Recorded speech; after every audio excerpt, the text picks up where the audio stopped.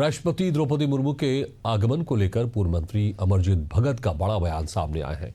उन्होंने कहा कि राष्ट्रपति का आगमन आदिवासी समाज के लिए सम्मान का विषय है, क्योंकि वो स्वयं उसी समुदाय से आती हैं और इसकी पीड़ा को गहराई से समझती हैं।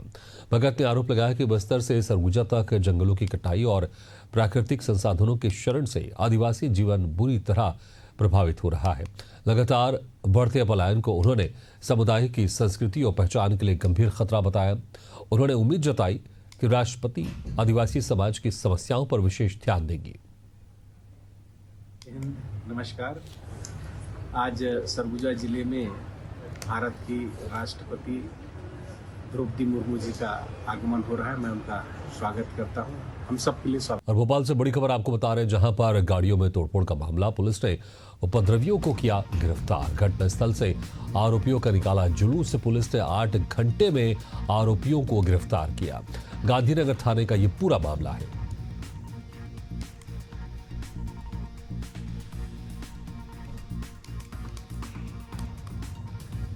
तो ये बड़ी खबर आपको बता रहे हैं, जहां पर भोपाल में गाड़ियों में तोड़फोड़ का मामला, पुलिस ने उपद्रवियों को गिरफ्तार किया और उनका जुलूस भी निकाला। तस्वीर में आप देख सकते हैं, ये वही आरोपी जिन्होंने गाड़ियों में तोड़फोड़ की थी। पुलिस ने उपद्रवियों को गिरफ्तार किया। पुलिस ने 8 बड़ी खबर मंदसौर से, जहां पर शराब ठेकेदार की गाड़ी में तोड़फोड़, अवैध शराब परिवहन से जुड़ा बताया जा रहा मामला। शराब से भरी गाड़ी को लेकर थाने पहुंचे ग्रामीण। मामले की जांच पर जुटी पुलिस से। अफजलपुर थाना क्षेत्र के गुलियाना गांव का यह पूरा मामला है।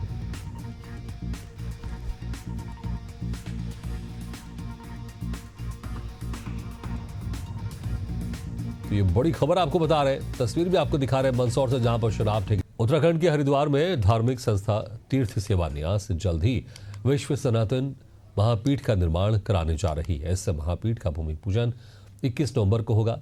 बताया जा रहा है कि ये महापीठ करीब 100 एकड़ भूमि पर बनाया जाएगा।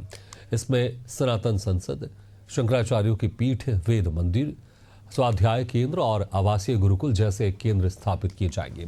तीर्थ सेवा न्यास से जुड़े संतों ने प्रेस कॉन्फ्रेंस कर जानकारी दी कि विश्व सनातन महापीठ के निर्माण का उद्देश्य भारत की प्राचीन वैदिक संस्कृति और सनातन परंपरा को विश्व स्तर पर। उत्तराखंड के विकास नगर में सरदार वल्लभ भाई पटेल की जयंती के मौके पर पैदल यात्रा का आयोजन किया गया, जिसमें बड़ी संख्या में लोगों ने हिस्सा लिया और 8 किलोमीटर लंबी पैदल यात्रा तय की। बता दें कि 60 किलोमीटर की पैदल यात्रा में विधायक मुन्ना सिंह चौहान, जिला अध्यक्ष मीता सिंह और ब्लॉक प्रमुख नारायण ठाकुर मौजूद रहे। बॉलीवुड के प्रसिद्ध निर्माता निर्देशक सरोज मिश्रा उत्तराखंड पहुंचे, जहां उन्होंने मोनालिसा अभिनीत movie the diary of Manipur के उत्तराखंड हिस्से की शूटिंग की तैयारियों का जायजा लिया। इस दौरान पंजाब सिंह मजीठिया, अनिल दुबे और विष्णु दुबे ने पुष्प गुच्छ भेंट कर उनका स्वागत किया। देहरादून के एक निजी होटल में हुई बैठक में उन्होंने अपनी आगामी बॉलीवुड मूवी भी उत्तराखंड में ही शूट करने की घोषणा की। निर्देशक ने बताया कि धामी सरकार द्वारा फिल्म निर्माण के लिए छत्तीसगढ़ के रायपुर में ओवरब्रिजों और अंडर ब्रिजों के नीचे लाखों रुपए खर्च कर बनाए गए गार्डन और खेल मैदान अब बदहाल होते जा रहे हैं।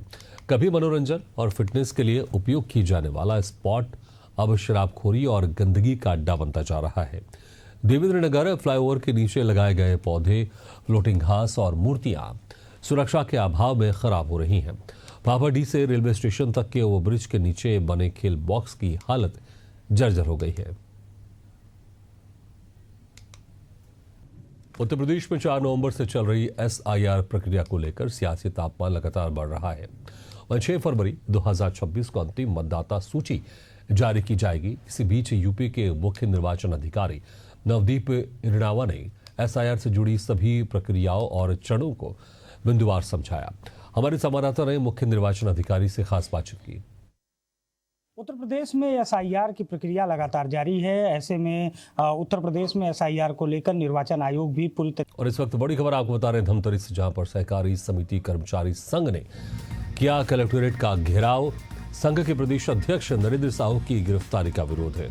19 नवंबर को कुरुद पुलिस ने किया था गिरफ्तार। धान खरीदी में जहां पर गाड़ियों में तोड़फोड़ का मामला, पुलिस ने उपद्रवियों को किया गिरफ्तार। घटनास्थल से आरोपियों का निकाला जुलूस। पुलिस ने 8 घंटे में आरोपियों को गिरफ्तार किया।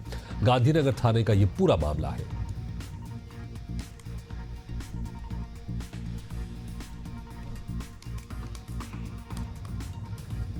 तो ये बड़ी खबर आपको बता रहे हैं, जहां पर भोपाल में गाड़ियों में तोड़। भोपाल के अपेक्स बैंक सभागार में 72वें अखिल भारतीय सहकारी सप्ताह का समापन समारोह गुरुवार को सहकारिता मंत्री विश्वास कैलाश तारक की मौजूदगी में संपन्न हुआ।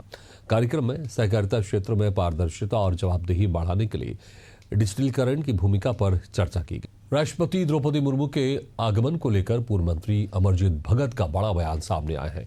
उन्होंने कहा कि राष्ट्रपति का आगमन आदिवासी समाज के लिए सम्मान का विषय है, क्योंकि वो स्वयं उसी समुदाय से आती हैं और इसकी पीड़ा को गहराई से समझती हैं।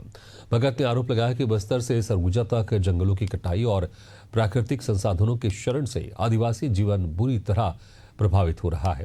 लगातार बढ़ते और चलिए इस बीच बड़ी खबर सामने आ रही, लंबित बिलों पर सुप्रीम कोर्ट का अहम फैसला। राज्यपाल विधानसभा से पास बिलों को ना लटकाए, सुप्रीम कोर्ट ने ये फैसला लिया। बिल मंजूर करे, लौटाए या राष्ट्रपति को भेजे, सुप्रीम कोर्ट ने ये अहम फैसला लिया है। डेडलाइन नहीं, लेकिन देरी पर दखल देंगे। 5 संसदीय पीठ का बड़ा फैसला, सुप्रीम कोर्ट ने राष्ट्रपति और राज्यपाल की बिल। बुरहानपुर जिले के प्राचीन रेणुका माता मंदिर का पहुंच मार्ग लंबे समय से बदहाल था। श्रद्धालुओं को मंदिर तक पहुंचने में भारी दिक्कतों का सामना करना पड़ रहा था, लेकिन इस समस्या का समाधान न किसी सरकारी योजना ने किया, न विभाग की कार्रवाई ने, बल्कि शहर की एक दिलदार ठेकेदार ने आगे बढ़कर दिखाया। सांसद ज्ञानेश्वर पाटिल के प्रतिनिधि गजेंद्र पाटिल की पहल पर ठेकेदार सुमित वारूड़े ने 200 मीटर से अधिक लंबे खराब पहुंच मार्गों को खुद ठीक कर समाज के लिए एक मिसाल पेश की। देखिए ये रिपोर्ट। ऑपरेशन विश्वास अभियान के तहत मोहन नगर पुलिस ने धमदा नाका मोर्चा पॉइंट के पास वाहन चेकिंग के दौरान नशे के सौदागरों को दबोचा। बता दें, पुलिस ने आरोपियों से नशा में प्रयुक्त प्रतिबंधित टैबलेट, स्कूटी और मोबाइल जब्त किया है। और चलिए बात करेंगे अगली खबर की। नक्सलियों से मुठभेड़ में शहीद hoc force inspector Ashish Sharma की श्रद्धांजलि यात्रा गुरुवार सुबह बालाघाट में निकाली गई। इस दौरान परिजन फुट कर रो पड़े। श्रद्धांजलि यात्रा के बाद परिजन शहीद का पार्थिव शरीर लेकर नरसिंहपुर के लिए राजधानी रायपुर से बड़ी खबर सामने आ रही। निगम प्रशासन की ताबड़तोड़ कार्रवाई, अवैध जगह पर रखे सामान को किया गया जब्त। शास्त्री बाजार में निगम प्रशासन की कार्रवाई, बैग, टेबल। छत्तीसगढ़ के डिप्टी सीएम अरुण साव ने राहुल गांधी पर जोरदार निशाना साधा है। उन्होंने कहा है कि राहुल लंबे अरसे से संविधान और संवैधानिक संस्थाओं को बदनाम करने में जुटे हैं। वे देश को बदनाम करने में कोई कोर कसर नहीं छोड़ रहे हैं।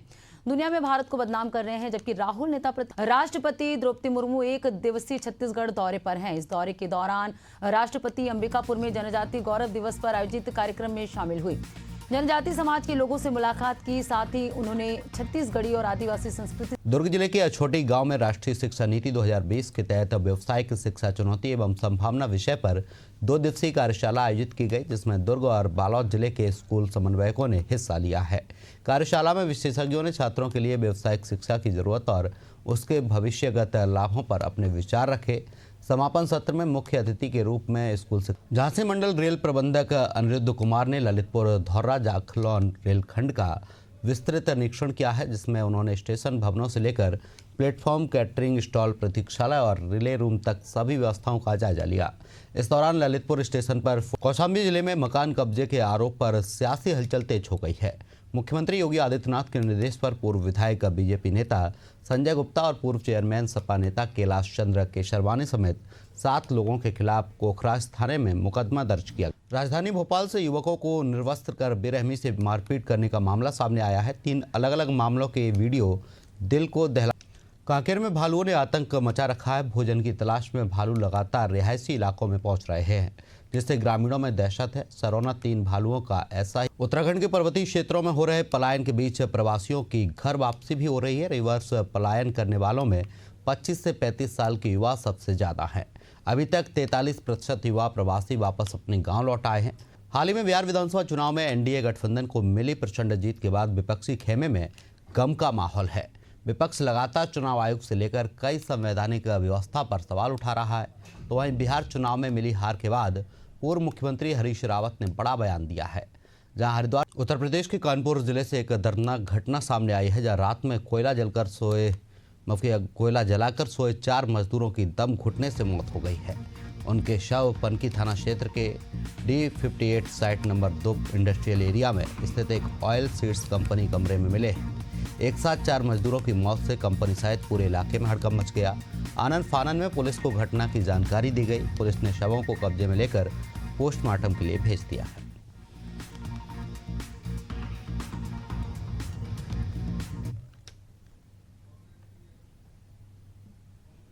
4 लड़के जिन्होंने खाना खाने के बाद एक बारात में कोयला को लेकर। मध्य प्रदेश के कैबिनेट मंत्री विश्वास सारंग ने राहुल गांधी और कांग्रेस पर तीखा हमला बोला है। उन्होंने कहा कि राहुल गांधी को लेकर देश के बुद्धिजीवियों का लिखा हस्ताक्षरित पत्र ये साफ करता है कि ये इनके खिलाफ वार्निंग अलार्म है। समाज राहुल गांधी और कांग्रेस के नेताओं को स्वीकार नहीं कर रही है। सारंग ने कांग्रेस पर आदिवासियों को गुमराह करने का आरोप भी लगाया। मंत्री विश्वास सारंग से खास बातचीत की हमारे संवाददाता आशीष मंगल सोनी ने। मध्य प्रदेश के सहकारिता मंत्री विश्वास सारंग हमारे साथ हैं। देश भर के कई बुद्धिजीवियों ने, गांधी जी और विपक्ष के नेताओं ने इस देश की राजनीति की जो दिशा को बदलने का काम किया और पूरे देश के मान और सम्मान को हिलाने का जो काम किया, उसको लेकर देश के बुद्धिजीवियों ने आज जो लेटर लिखा है, ये उन लोगों के लिए वार्निंग अलार्म है। उनको समझना चाहिए कि कांग्रेस और विपक्ष के प्रति देश के समाज का अच्छा रुझान नहीं है। इसीलिए इंटेलेक्चुअल्स ने, बहुत सारे बुद्धिजीवियों ने लेटर लिखकर उनकी इन कार्य पद्धति पर आपत्ति दर्ज की है।